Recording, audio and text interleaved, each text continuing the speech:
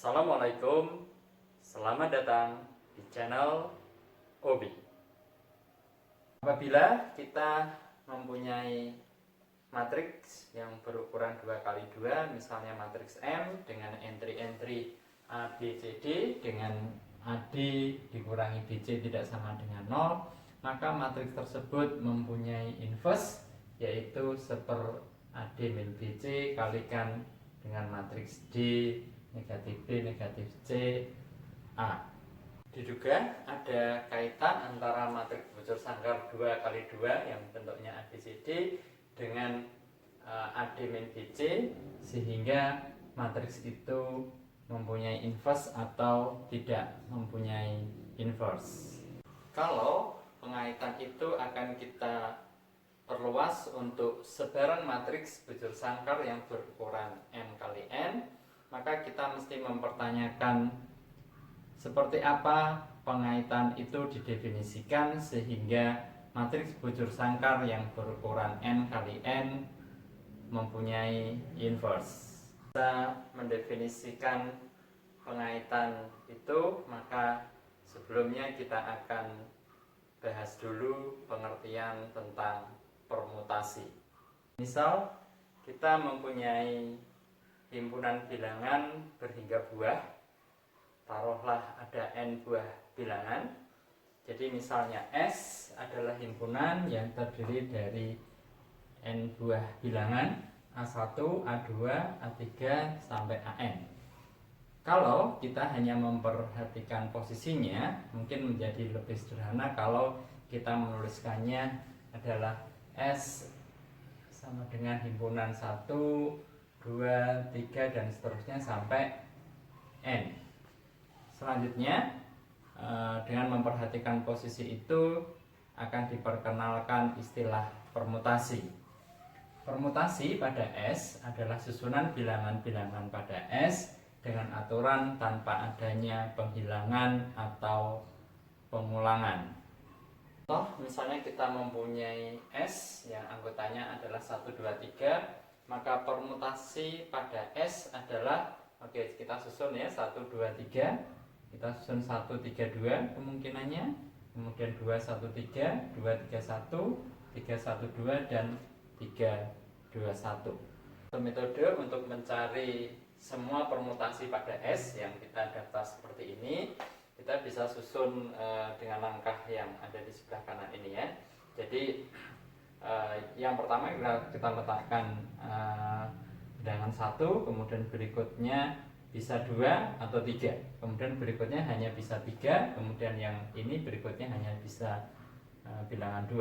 Demikian juga kalau yang pertama kita tempatkan bilangan 2, maka berikutnya yang mungkin adalah bilangan 1 dan bilangan 3. Kemudian setelah bilangan 1 hanya kemungkinannya adalah bilangan 3, kemudian kalau 3 kemungkinan bilangan berikutnya ada 1 dan seterusnya ya. Nah, sekarang bagaimana kalau kita mempunyai 4 bilangan ya? Mungkin dengan cara seperti ini yang kemudian disebut sebagai pohon permutasi menjadi lebih mudah. Kalau kita mempunyai S yang anggotanya 1, 2, 3, 4, maka permutasi yang dihasilkan adalah 1, kemudian berikutnya bisa 2, 3, 4 gitu ya. Kemudian setelah 2 kemungkinan posisi berikutnya adalah hanya 3 dan 4. Kemudian setelah 3 maka posisi yang berikutnya yang mungkin hanya 4. Kemudian setelah 4 posisi yang mungkin hanya ditempati oleh bilangan 3. Jadi permutasi yang dihasilkan adalah 1, 2, 3, 4, 1, 2, 4, 1, 3, 1, 3, 2, 1, 4, 1, 3, 4, 2, 1, 4, 2, 1, 3, 1, 4, 3, 2 dan seterusnya. Kalau kita mempunyai himpunan S yang terdiri dari bilangan 1, 2, 3 sampai N, maka banyaknya permutasi yang dihasilkan atau yang diperoleh sebanyak N faktorial. S adalah himpunan bilangan 1, 2, 3 dan seterusnya sampai N. Notasi urutannya J1, J2, J3 sampai Jn adalah permutasi pada S dengan J1 adalah bilangan pertama dari permutasi S, J2 adalah bilangan kedua dari permutasi S, dan seterusnya sampai Jn adalah bilangan ke N dari permutasi pada S. Selanjutnya, suatu inversi dikatakan terjadi dalam permutasi J1, J2 sampai Jn apabila bilangan yang lebih besar mendahului atau letaknya berada di sebelah kiri dari bilangan yang lebih kecil. Kemudian untuk menghitung total inversi yang terjadi pada suatu permutasi diberikan satu aturan sebagai berikut. Yang pertama, kita harus menentukan banyak bilangan yang lebih kecil dari J1 dan yang mengikuti J1. Artinya kita akan menghitung bilangan yang lebih kecil dari J1 yang berada di sebelah kanan J1 pada permutasi tadi. Kemudian kita lanjutkan untuk yang berikutnya ya. Kita akan menentukan banyaknya bilangan yang lebih kecil dari J2 dan yang mengikuti J2, atau kita akan menghitung banyaknya bilangan yang lebih kecil dari J2 yang berada di sebelah kanan J2 pada permutasi tersebut. Kemudian proses itu kita lakukan sampai Jn-1, atau kita lanjutkan untuk J3, J4 sampai Jn-1. Nah, banyak bilangan tadi yang kita peroleh kita jumlahkan semua. Nah, jumlah dari bilangan-bilangan ini adalah jumlah total inversi yang terjadi pada permutasi tersebut. Misalkan S adalah himpunan bilangan 1, 2, 3, 4, kemudian diberikan permutasi 1, 2, 3, 4, kita akan periksa apakah terjadi inversi atau tidak pada permutasi itu. Kita perhatikan di sini, maka tidak ada bilangan yang lebih besar yang berada di sebelah kiri dari bilangan berikutnya. Oke, sehingga kita katakan bahwa permutasi 1, 2, 3, 4 tidak ada inversi atau tidak terjadi inversi. Permutasi 2, 4, 1, 3. Maka di sini kita lihat ada bilangan 1 yang didahului oleh bilangan yang lebih besar, yaitu ada bilangan 4, ada juga bilangan 2. Maka permutasi yang seperti ini dikatakan terjadi inversi. Untuk menentukan banyaknya inversi yang terjadi pada permutasi 2, 4, 1, 3, maka kita akan menghitung ada berapa banyak bilangan yang lebih kecil dari bilangan yang berada di sebelumnya. Misalnya kita lihat di sini di posisi pertama ada 2, maka kita akan lihat bilangan yang lebih kecil yang berada di sebelah kanan. Oke, ada 1, berarti ada 1 inversi terjadi ya. Oke, berikutnya kita lihat 4, kita lihat di berikutnya yang lebih kecil dari 4 ada 2 buah ya. Jadi ada 2 buah inversi. Kemudian berikutnya kita lihat yang posisi ketiga, di sebelah kanannya tidak ada bilangan yang lebih kecil dari 1. Maka banyaknya inversi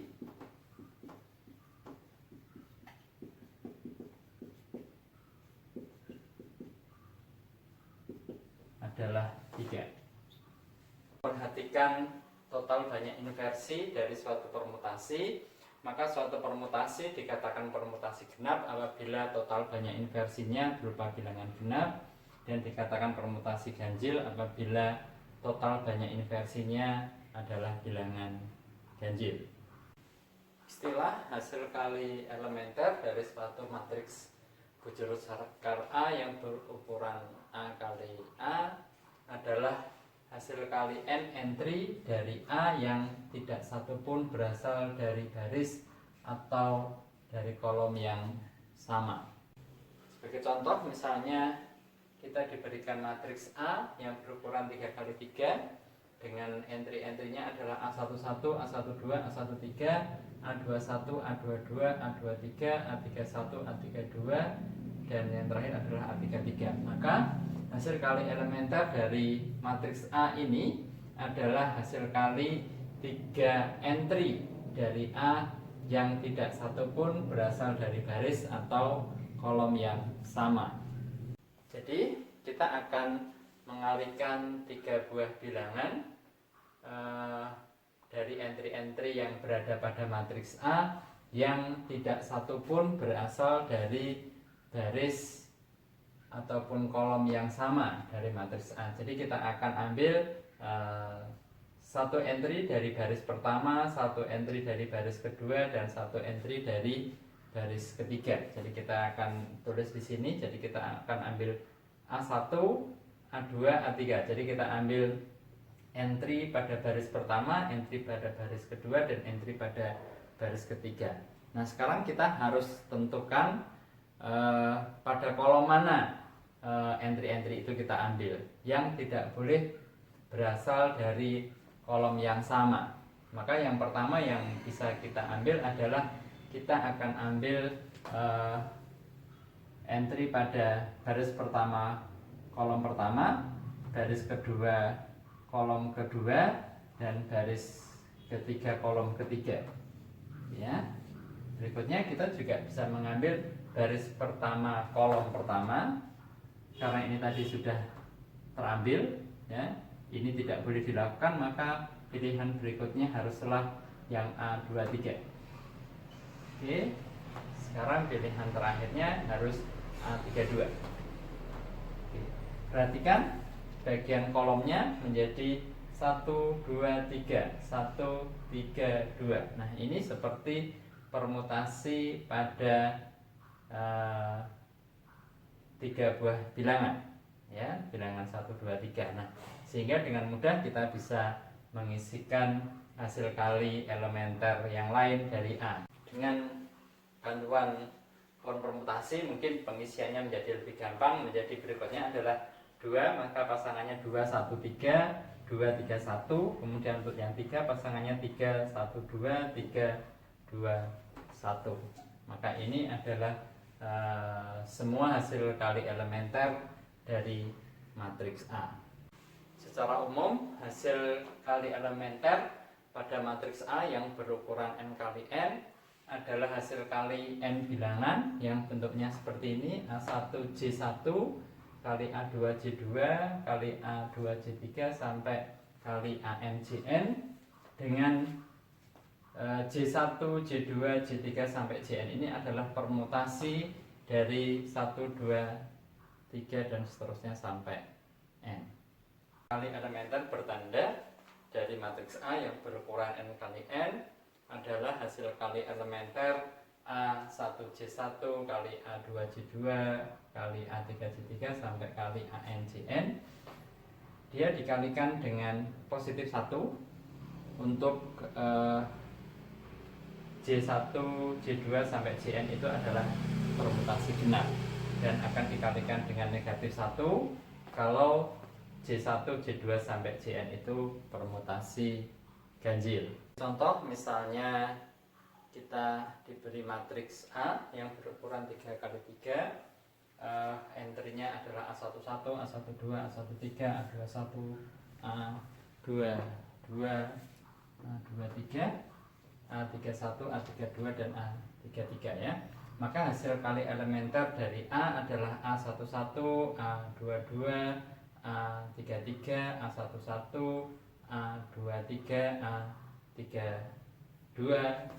Ini ya, ada 6 yang sudah tadi kita temukan. Maka kalau kita lihat permutasi yang berkaitan, ini adalah 1, 2, 3. Ini 1, 3, 2 dan seterusnya, ya, sampai 3, 2, 1, ya. Kemudian kalau kita lihat permutasinya, apakah dia permutasi ganjil atau genap, maka 1, 2, 3 ini adalah permutasi genap, 1, 3, 2 permutasi ganjil, 2, 1, 3 permutasi ganjil, ya, dan seterusnya. Dan kalau kita dapati dia adalah permutasi genap, maka hasil kali elementernya kita kalikan dengan positif 1. Nah, kalau kita dapati dia adalah permutasi ganjil, maka hasil kali elementernya kita kalikan dengan negatif 1, sehingga hasil kali elementer bertanda dari yang pertama, karena dia adalah permutasi genap, maka dia adalah kita kalikan dengan positif 1, ya. Kemudian berikutnya karena dia adalah permutasi ganjil, maka kita kalikan dengan negatif 1 dan seterusnya. Selanjutnya, fungsi determinan yang dinotasikan dengan det didefinisikan sebagai jumlah dari semua hasil kali elementer bertanda dari A. Bilangan yang diperoleh dari det A ini disebut dengan determinan dari A. Jadi kalau kita notasikan misalkan Mn kali N itu himpunan semua matriks yang berukuran N kali N atau himpunan semua matriks bujur sangkar, maka determinan itu didefinisikan sebagai fungsi dari himpunan semua matriks bujur sangkar ke himpunan bilangan real yang kalau kita lihat pengaitannya, kalau kita mempunyai A matriks bujur sangkar, maka determinan A itu didefinisikan sebagai jumlah dari semua hasil kali bertanda dari A. Dia akan diberi tanda positif kalau J1 sampai Jn nya itu adalah permutasi genap, dan diberi tanda negatif kalau J1, J2 sampai Jn nya itu adalah permutasi ganjil. Contoh misalnya kita diberikan matriks A yang entry-entry-nya A11, A12, A13, A21, A22, A23, A31, A32, A33, maka determinan dari A adalah hasil kali elementer bertanda dari A. Hasil kali elementer bertandanya ini kemudian kita jumlahkan. Nah, itu yang disebut dengan determinan dari A.